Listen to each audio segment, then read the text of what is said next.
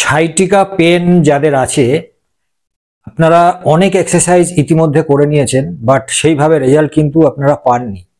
কিন্তু একটা simple exercise করলেই সাইটিকা পেন রিলিফ পাবেন এবং এক্সারসাইজ করার পরেই রিলিফ পেয়ে যাবেন।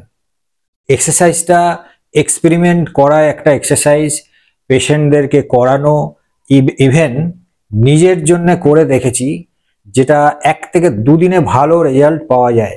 কারণ এর পিছনে একটা বৈজ্ঞানিক কারণ রয়েছে। সাইটিকা পেন যাদের হয়, L4 L5 থেকে যে সাইটিকা নার্ভটা নেমে আসে, সেখানে সাইটিকা নার্ভটা পাঞ্চ হয়, আর L4 L5 যে ডিস্কটা অনেকটা গ্যাপ তৈরি হয় এই এক্সারসাইজ করার মাধ্যমে, যার ফলে সাইটিকা নার্ভ রিল্যাক্স হয় এবং ব্যথাটাও কিন্তু কমে যায়। তো দেখুন কিভাবে করবেন। এরকম একটা খাট কিংবা কোনো একটা লোহার রেলিং ধরেও আপনি করতে পারেন। আমি খুব গরিব ফিজিওথেরাপিস্ট, আমি শুধু দেখাই কিভাবে নিজেদের মধ্যে বেলুন দিয়ে, জলের বোতল দিয়ে কিংবা খাটের ওপরে করা যায়, যেটা আপনারা ঘরে বসে খুব সহজেই করতে পারবেন। তো দেখুন, প্রথমে আমি এই খাটের ওপরেই দেখাচ্ছি কিভাবে করবেন। এইভাবে করে ধরবেন, ধরে কোমরটাকে পুরো নিচে ছেড়ে দেবেন, পুরো বডির ওয়েটটা হাতের উপরে থাকবে। দেখুন আমি কোমরটা পুরো ঝুলিয়ে দিলাম, এই যে কোমর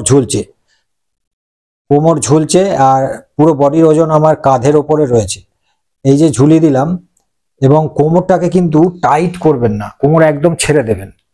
ছেড়ে দিলে কি হবে দেখবেন, আপনার এই যে L4 L5 ডিস্কগুলো এরকম গ্যাপ তৈরি হবে এবং সাইটিকা নার্ভ রিল্যাক্স হয়ে যাবে। জাস্ট এইভাবে আপনি 1-2 মিনিট এরকম ঝুলিয়ে রেখে দিন। এই যে আমার পা পুরো হালকা ঝুলছে এবং কোমরটাও ঝুলছে, আর আমি বুঝতে পারছি যে কোমরে একটা বেশ হালকা রিল্যাক্স ভাব কিন্তু লাগছে এবং সাইটিকা নার্ভ রিল্যাক্স হলো।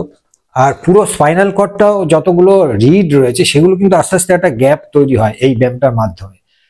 তো এইটা যদি আপনি দিনে 2 বার করে করতে পারেন এবং একবার করার পরেই আপনি দেখবেন আপনার ব্যথা অনেকটাই কমে গেছে। খুব ভালো একটা ব্যায়াম, এটা আমরা পেশেন্টদেরকে করেছি, তারা ভালো রেজাল্ট পেয়েছে, আপনারাও পাবেন। আজ থেকেই শুরু করুন।